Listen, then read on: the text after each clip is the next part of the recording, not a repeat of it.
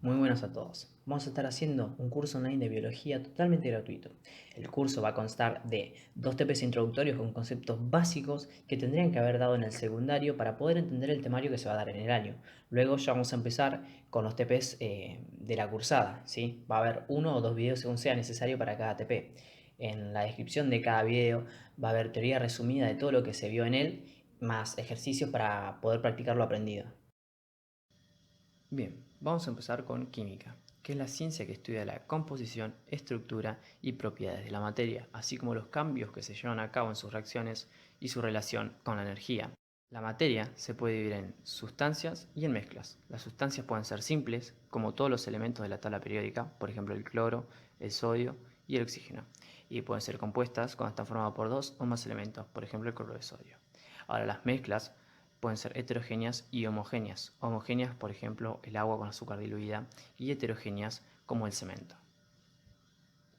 Ahora, dependiendo de qué materia esté estudiando la química, se puede dividir en diferentes ramas. Química orgánica y química inorgánica dependen ambas del carbono, si está o si no está. Si hay presencia de carbono, la materia es orgánica, por ende es química orgánica. Si hay ausencia de carbono, la materia es inorgánica, y lo mismo pasa con la química. Ahora, la química biológica es la química que estudia las sustancias de organismos biológicos, ¿bien? Y por último, la físico-química y química analítica. La vamos a ver muy poco en este curso y vamos a ver conceptos muy básicos, pero de físico-química, que pueden ser la termodinámica, por ejemplo. Ahora, la materia. ¿Qué es la materia? La materia es todo aquello que posea masa y ocupa un lugar en el espacio. Hay excepciones a esta regla, como pueden ser las estrellas de neutrones, sí, pero no vamos a prestar mucha atención a eso porque a modo de introducción no sirve esta definición. Bien. Ahora, la materia está compuesta por átomos, moléculas e iones, ¿sí?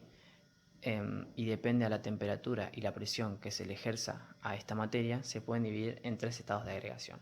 En realidad hay más de 3, pero los básicos son los que vamos a ver en la materia. Bien, por ejemplo, sólido, ¿sí? Que posee una fluidez baja, una resistencia a la fragmentación bastante alta, soportan fuerzas de compresión y tienen uniones muy fuertes que forman estructuras estrechas bien definidas, ¿sí? Como se ve bien en el dibujo, una entrelazándose con la otra.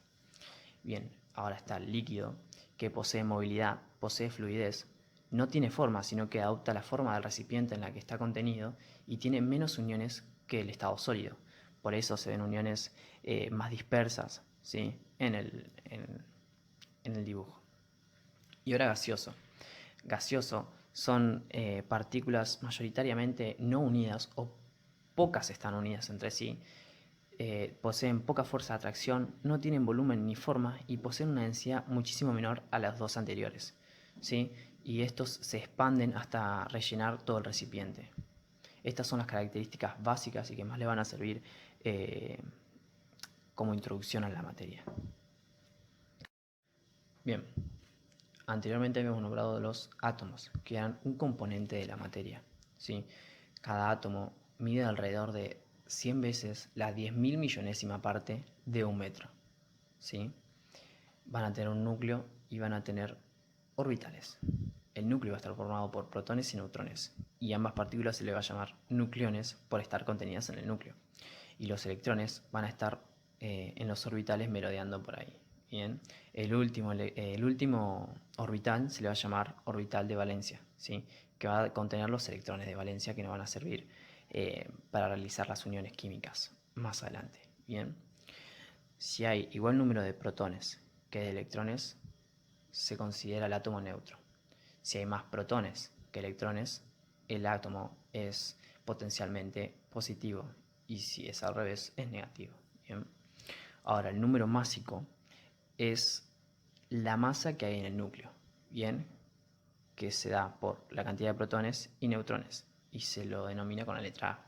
Ahora, la letra Z es el número atómico, que es la cantidad de protones, y al ser la misma la cantidad de protones que de electrones, es también la misma cantidad de electrones. Bien, y luego los neutrones se calculan con el número másico menos el número atómico. Bien, y se saca la cantidad de neutrones. Ahora, en la tabla periódica de los elementos van a estar todos los elementos descubiertos hasta ahora por el hombre, ¿sí? Y los más importantes que vamos a ver en la materia son los metales, no metales y gases nobles. ¿sí? Son los que más nos sirven para hacer las uniones químicas que vamos a llevar en el año. Bien, y todas se unen mediante la regla del octeto.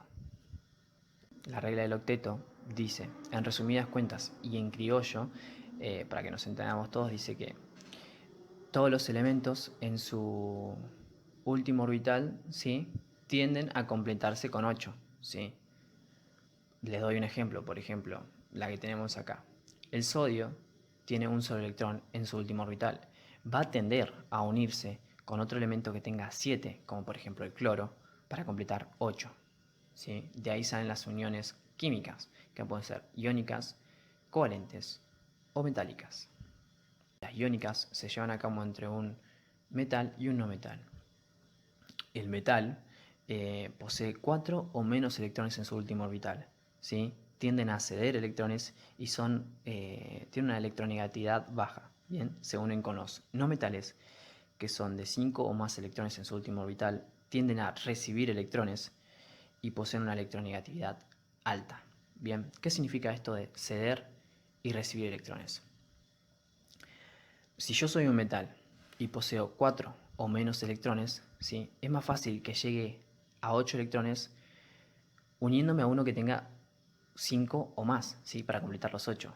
Entonces es más fácil que, en el caso del sodio, como lo tenemos acá, es más fácil que el cloro me ceda 7 electrones o que yo le pase 1. Lo más coherente es que yo le pase 1. Así se dan las uniones iónicas, ¿sí? Y como claramente pasó acá, el sodio le pasó un electrón al cloro, por ende, el sodio queda con una carga positiva ya que perdió un electrón y el cloro queda con una carga negativa ya que ganó un electrón. Bien. Las uniones covalentes se dan entre dos átomos bastante electronegativos como son los no metales, ¿sí? Estas uniones pueden ser simples, dobles o triples y pueden ser polar o no polar. Vamos a explicarlo. Por ejemplo, el oxígeno O2, ¿sí?, son dos no metales unidos. El oxígeno posee 6 electrones en su orbital de valencia, ¿sí? Por ende le faltan 2 para completar. Entonces, lo que dice covalente doble quiere decir que se comparten 2 electrones. Este le comparte 2 a este para que llegue a 8 y este le comparte 2 a este para que llegue a 8. Y ahora, lo de polar y no polar, ¿qué significa? Lo de polar y no polar significa la electronegatividad que tiene un átomo, ¿sí? O sea, la fuerza con la que atrae a los electrones. Al ser dos átomos del mismo elemento, se resta así su electronegatividad que se fija en la tabla periódica. En este caso la del oxígeno es 3,5. 3,5 menos 3,5 es 0. Por ende es no polar. ¿Qué quiere decir esto de no polar? Significa que los dos átomos que se comparten van a estar entre medio de las dos moléculas. Ni muy para un lado en el otro, ni muy para el otro lado. Esto es lo que quiere decir.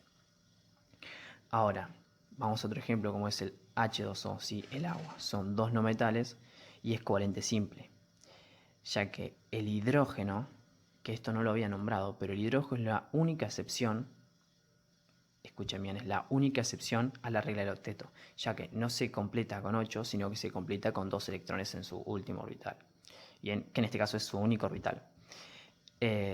Entonces, en la estructura de Lewis ponemos el oxígeno en el medio y los dos hidrógenos a los lados.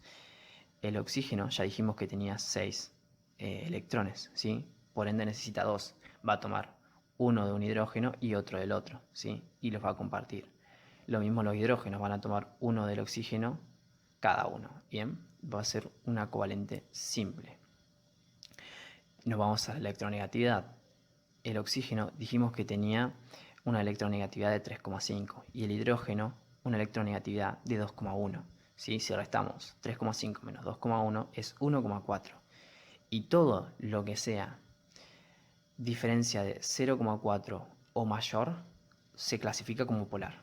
Esto es altamente polar, ¿sí? Por ende los átomos compartidos van a estar más cerca del oxígeno que de los hidrógenos.